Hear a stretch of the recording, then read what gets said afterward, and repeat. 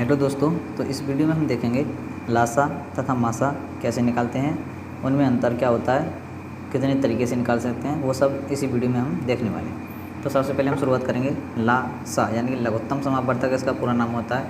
English में कहते हैं इसको लोवेस्ट कॉमन मल्टीपल, शॉर्ट में इसको कहते हैं लासा यानी कि लासा, और इंग्लिश में बोलते हैं LCM यानी कि LCM। ठीक है ना। कैसे करते हैं? वह छोटी से छोटी संख्या जो दी गई सभी संख्याओं से पूरी विभाजित हो, वही लासा होती है। कैसे? वह छोटी से छोटी संख्या जो दी गई सभी संख्याओं से पूरी विभाजित हो। जैसे ये संख्या दे रखी है, ये क्वेश्चन है 4, 6, 4 और 8 का हमें LCM ज्ञात करना है। तो कैसे करेंगे? सबसे छोटी वो संख्या कौन सी है जो इन तीनों संख्याओं से कटेगी।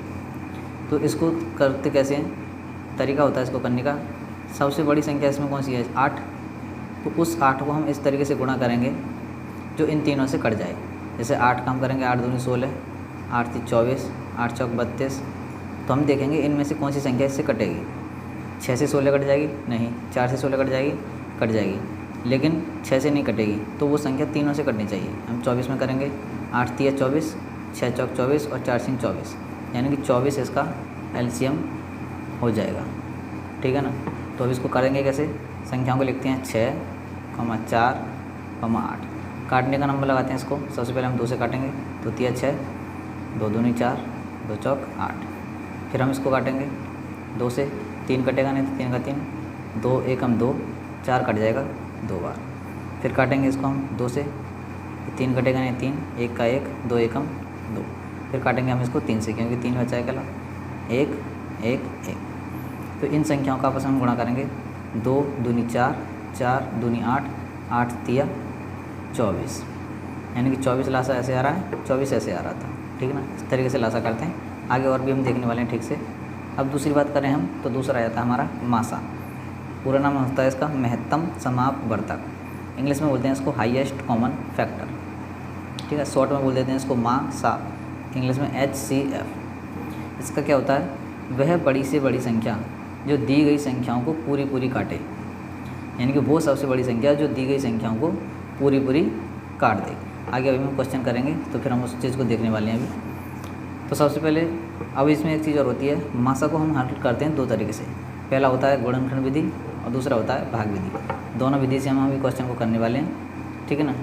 तो सबसे पहले हम एक क्वेश्चन और लेते हैं लासा का, ऊपर वाला लासा का एक क्वेश्चन और लेते हैं। इसमें क्या है? वह छोटी से छोटी संख्या जो दी गई सभी संख्याओं से पूरी विभाजित हो। ठीक है ना। तो कैसे करेंगे? ये 5, 6 और ये 10 हमने यहाँ लिख लिया। ठीक है ना। तो अब हम इनको देखेंगे। सबसे पहले हम काटेंगे 2 से, 5 कटेगा नहीं तो 5 का 5, ये कटेगा 3 बार, 2 3 6, ये कटेगा 5 बार। फिर काटेंगे हम इसको 3 से, 5 का 5, 3 एकम 3 5। फिर काटेंगे हम इसको 5 से, 1 1 1। तो इसका लासा कितना आ जाएगा? 2 गुणा 3 गुणा 5, 2 3 6 5 30, यानी कि 5 से भी कटेगी, 6 से भी कटेगी और 10 से भी कटेगी। इससे और कोई छोटी संख्या नहीं है जो इन तीनों से कटे। ठीक है ना। जैसे मान लिया हमने 20 लिख लिया, 20 10 से कट जाएगा, 5 से कट जाएगा, लेकिन 6 से नहीं कटेगा। ठीक है ना। इसी तरीके से अगला आ जाता है हमारा मासा। तो मासा की मैंने बताई थी, हम 2 तरीके से हल करते हैं, भाग विधि और गुणनखंड विधि।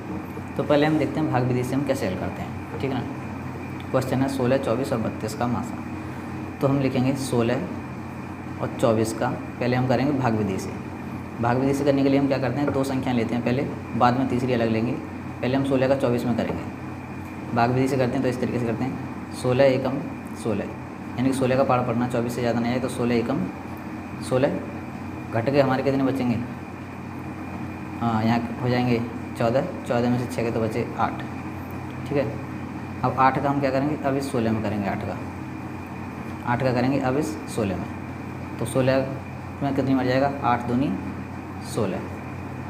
अब और कुछ बचा नहीं हम, तो क्या करेंगे?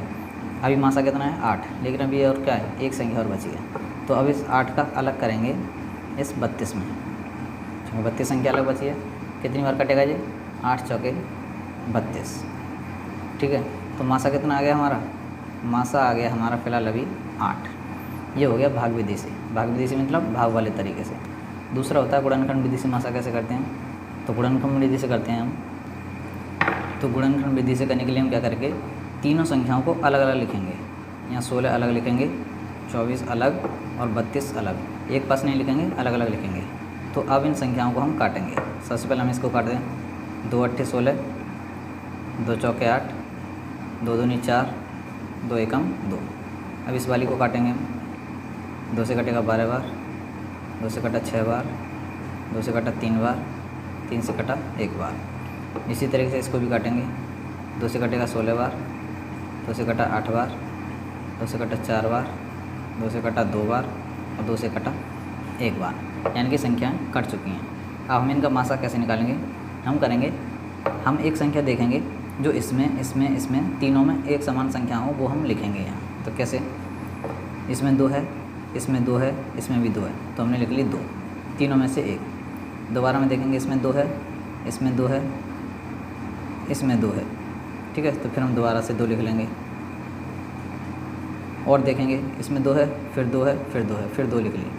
उसके बाद हम देखेंगे 2 है, लेकिन इसमें 2 नहीं है, इसमें 3 है, इसमें 2 है, लेकिन हम क्या कह रहे हैं, तीनों में वो संख्या मिलनी चाहिए। इसमें 3 है, लेकिन इसमें 3 नहीं है, इसमें भी 3 नहीं है, इसमें और भी 2 हैं, लेकिन वो इसमें भी नहीं है, ठीक है ना। तो 1 2 3, 1 2 3, 1 2 3, तो हमने ये 2 3 बार ले लिए, बस इनका आपस में गुणा कर देना है। 2 दूनी 4, दूनी 8, यही इसका मासा है। ये आ गया हमारा गुणनखंड विधि से मासा, ये आ गया हमारा भाग विधि से। दोनों तरीक़ा से 8 आ रहा है, यानी कि हमारा सवाल ठीक है ना।